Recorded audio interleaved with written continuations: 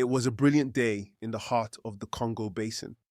The air was thick with the sounds of life, the calls of brightly colored birds, the rustling of the giant trees, and the distant hum of insects.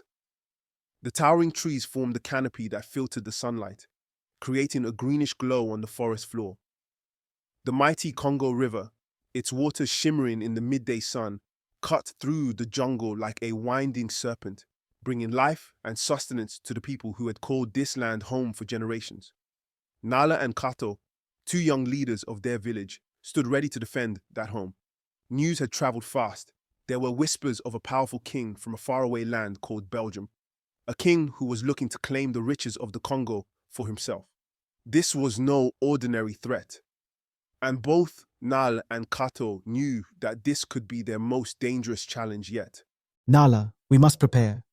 The elders say the strangers are coming with more than words. They bring chains and guns. This is no longer a rumor. I have heard, Kato, but fear cannot guide our hearts. We must protect the Congo, our people, and the land that gave us life. We are its children. But how do we fight what we don't understand? The stories say they have ships larger than the tallest trees and weapons that crack like thunder. I've never seen such power. We fight with what we know. The land is our ally. The spirit of the Congo runs through our veins, and that is more powerful than any weapon. These men do not know the jungle like we do. They do not feel the heartbeat of this land. Kato's eyes softened, but his resolve remained. The air around them was thick with tension, the weight of the unknown pressing down on their shoulders. Word had spread like wildfire from village to village. King Leopold II, a ruler from a distant kingdom, sought to claim the Congo for himself.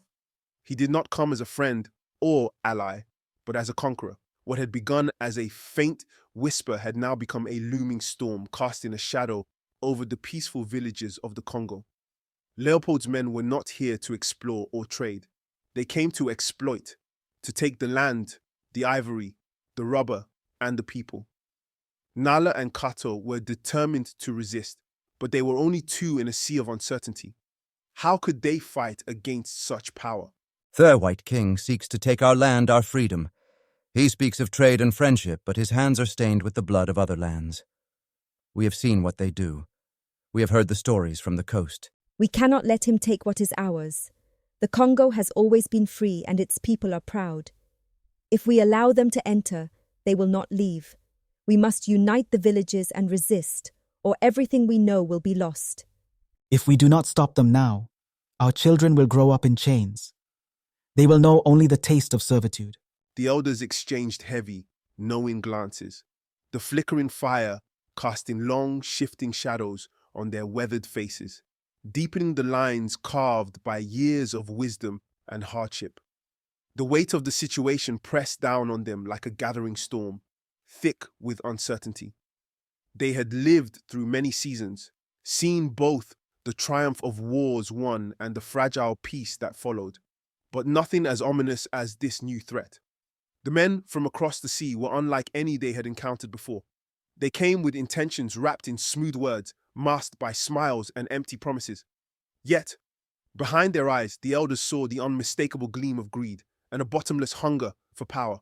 The Congo's vast riches, its gleaming ivory, its boundless supply of rubber, and the wild, untamed beauty of its wilderness had captured the ambition of Leopold II, a foreign king with a thirst for domination. He wanted it all for himself and his empire, and he would stop at nothing to seize it, regardless of the devastating cost to the land, its people, and their way of life. The elders could feel the winds of change coming, harsh and unforgiving. The jungle is our greatest weapon. We know the rivers, the trees, the hidden paths. The land has protected us for generations. It will protect us now, but we must act quickly. We must send word to the other villages. If we stand together, we can stop them. We must be smart, not just brave. They come with fire and steel, but the spirit of the Congo is stronger. It runs deeper than any of their machines or guns. The elders sat in a heavy, contemplative silence for a long moment. the crackling fire casting sparks into the cool night air. Each elder, weathered by time and experience, reflected deeply on the gravity of their young leader's words. Nala and Kato had spoken the truth. The moment for decisive action had come, and any hesitation could cost them their land, their freedom, and their future. The villages, once separated by distance, custom, and the rhythm of their own lives, would now need to intertwine their fates like the resilient vines that crept silently through the dense forest, binding the trees in an unbreakable embrace.